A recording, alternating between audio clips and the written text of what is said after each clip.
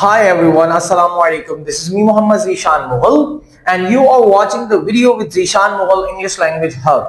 आज हम डिस्कस करने जा रहे हैं कि कुछ लोगों को प्रॉब्लम होती है कि स्पेलिंग याद नहीं रख पाते। स्पेलिंग याद करने में उनको मसला होता है, अल्फाज बहुत बड़े बड़े होते हैं। लेकिन आज हम ये चीजें डिस्कस करेंगे, ये टेक्निक और ट्रिक सीखेंगे कि स्पेलिंग को हम आसानी के साथ कैसे याद कर सकते हैं। तो मेरे साथ जुड़े रहिएगा और अगर आपको मेरा पढ़ाने का तरीकेकार अच्छा लगता है तो वीडियो में दिए गए नंबर पर राब्ता करके आप मेरी ऑनलाइन क्लासेस भी ज्वाइन कर सकते हैं।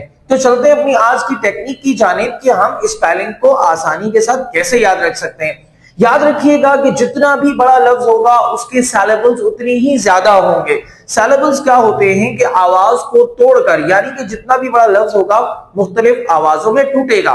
फॉर एग्जाम्पल टी, ये एक ही आवाज में अदा हो रहा है, लेकिन टी पॉट ये दो आवाजों में जा रहा है, ऑनेस्ट ये दो आवाजों में जा रहा है, हैंडसम ये दो आवाजों में जा रहा है, डिसऑनेस्ट ये तीन आवाजों में जा रहा है।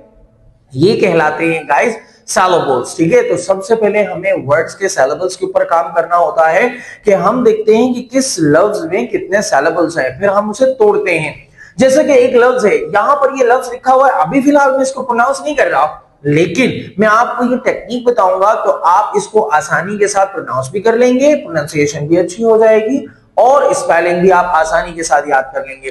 तो सबसे पहले देखते हैं कि इसके अंदर पहला सिलेबल जो आ रहा है वो आ रहा है प्रो का, दूसरा सिलेबल है सी का, तीसरा सिलेबल है ली का, चौथा सिलेबल है अस का, पांचवा सिलेबल है मे का और छठा सिलेबल है टिक का। जब हम इस लफ्ज को देखेंगे, अब ये लफ्ज हमें याद हो चुका है, अब ये लफ्ज हम प्रोनाउंस कर सकते हैं। What is the word guys?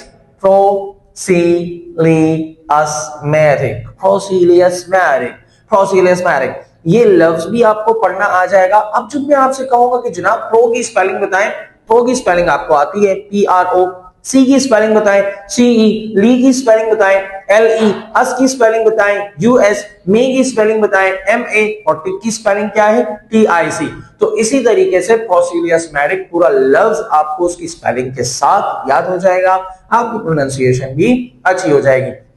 इसी तरीके से लफ्ज है हमारे पास अगला, हम देखते हैं कि पहला जो हमारे पास सिलेबल आ रहा है वो आ रहा है लिंक का, विस का और टिक का। जब हम इस लफ्ज को देखेंगे, पढ़ेंगे तो हमें आइडिया होगा कि इस लफ्ज को पढ़ना है linguistic, linguistic, linguistic. The word is linguistic. अब लिंक की स्पेलिंग आपको आसानी से याद हो जाएगी LING, विस की स्पेलिंग आपको याद करनी पड़ेगी UIS और टिक की स्पेलिंग TIC। अब लिंग्विस्टिक की स्पेलिंग आपको याद हो चुकी है। तो गाइज एक लफ्ज है, ये आप मुझे बताएं कि इसको जो है हम कितने सिलेबल में तोड़ सकते हैं और इसकी स्पेलिंग को भी हम याद करके देखेंगे और कमेंट में आप मुझे बताएं कि आपको स्पेलिंग आसानी से याद हो रही है या नहीं। Thank you so much.